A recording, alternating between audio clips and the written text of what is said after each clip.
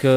څه هم په تیرو وختونو کې دا ولسوالۍ د جګړو له امله د رسنیو د سره کرښه وه، خو اوس پکې د ځایي اوسیدونکو په مالي لګښت بېلابېلې رغنیزې پروژې په لاره اچول شوي دي.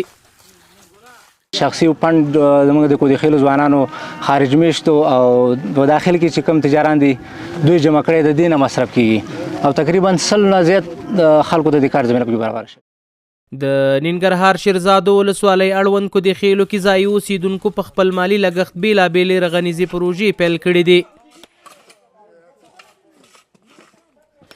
ځایي اوسیدونکي وایي په تیرو وختونو کې د سړکونو د خراب وضعیت له امله ناروغان پر وخت تر روغتونونو نه رسېده. وایي د دغه سړک له جوړېدو سره به خلکو ته په تګ راتګ کې اسانتیاوې برابرې شي. مخکې دا چړی دا سړک داسې و چې زه یو مثال تاسو ته وایم که چېرته به یو چا عملیات وکړو په جلال آباد کې په اسپتال کې او بیا به د هغې نه روان شو نو چې دې چړی ته به راورسېدو نو بېرته به یې ټکونه ختل. دا دومره حد ته خرابه وه ځکه یو خو موږ د دې وطن اراضي ډېره سخته ده ځکه دا ډېرې لوړې او ژورې لري، ځینې ساحې ټیټې دي ځینې ساحې جګې دي که نه. نو په همدغه اساس باندې بیا بله مسله دا ده چې دلته په دې غرونو کې معدنیات دي، د شوکاڼي معدنونه دي، نو د هغې نه ډېر درانده موټر بار موټر په دې سړکونو باندې راکېوځي نو هغې به دې څوټې دا خامه سړکونه ډېر تخریبول که نه کندې به ورکې وې ډېر به یې خرابوله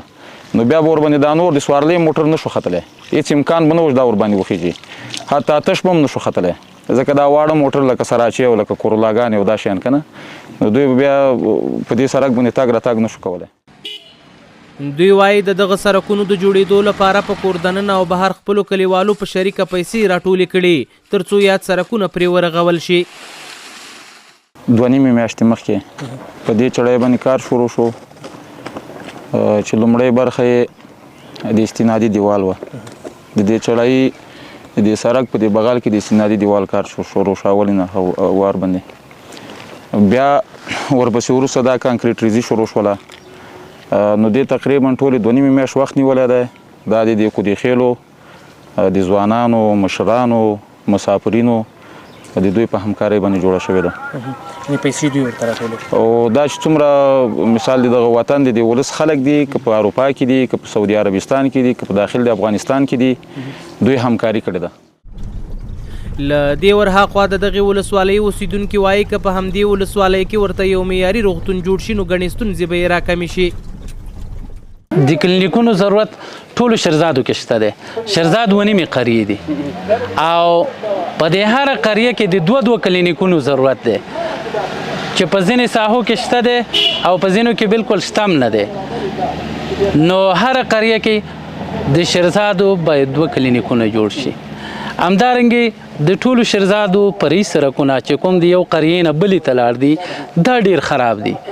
په هغې ځایونو کې چې کوم ځای کې سړکونه خراب دي چړایانې وي ټولو شیرزادو کې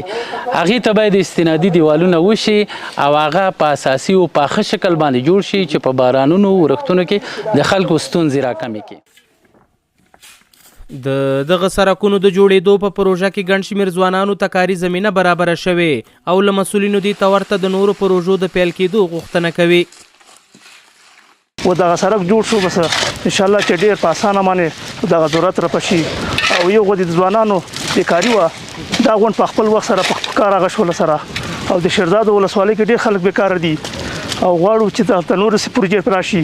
او خلک کار پکې وکړي، خلک غریب دي. شیرزادو ولسوالۍ د جلال آباد ښار لویدیځ لور ته په 18 کیلومترۍ کې پرته ده او ډېری خلک په کرونده بوخت دي.